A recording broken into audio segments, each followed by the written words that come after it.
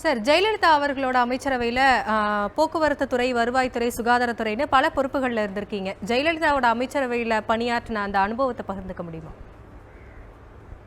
ஆமாம், நான் முதல்ல போக்குவரத்து துறை இல்லை, பொதுப்பணித்துறை, நெடுஞ்சாலைத்துறை 1.5 வருஷமா இருந்தேன்.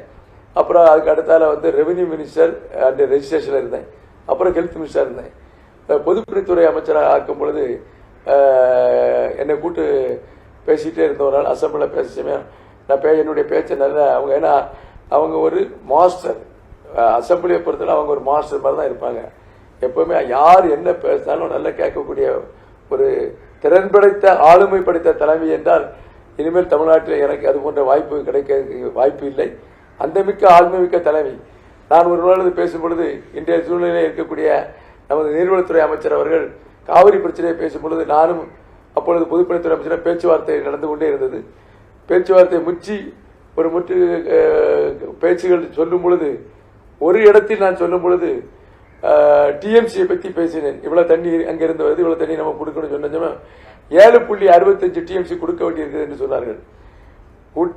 தொடர் கூட்டம் முடிந்தவர்களுக்கு என்னுடைய பேச்சு முடிந்தவுடன் மேலே இருந்து சிரிப்பு வந்தது. சிஎம் விட்டு வர சொன்னாங்க அப்படின்னாங்க. போனேன், நீ நல்லா தான் பேசின, தப்பு கிடையாது, ஆனால் ஒரு இடத்துல நீ மிஸ்டேக் பண்ணிட்ட அப்படின்னாங்க. எனக்கு அப்படி நான் முடிச்சுக்கிட்டே இருந்தேன். நீ 7.75 சொல்லுக்கு போறா 7.75 டிஎம்சின்னு சொல்லிட்டேன். அப்படி சொல்லக்கூடாது தலவாய் சுந்தரம், நீ மேத்தமெட்டிக்ஸா சயின்ஸ்? மேத்தமெட்டிக்ஸ் எடுத்தேன், சயின்ஸ் எடுத்தேன் அப்படின்னு. கேர்ஃபுல்லா பேசுங்க, 7.75 சொல்லுங்க.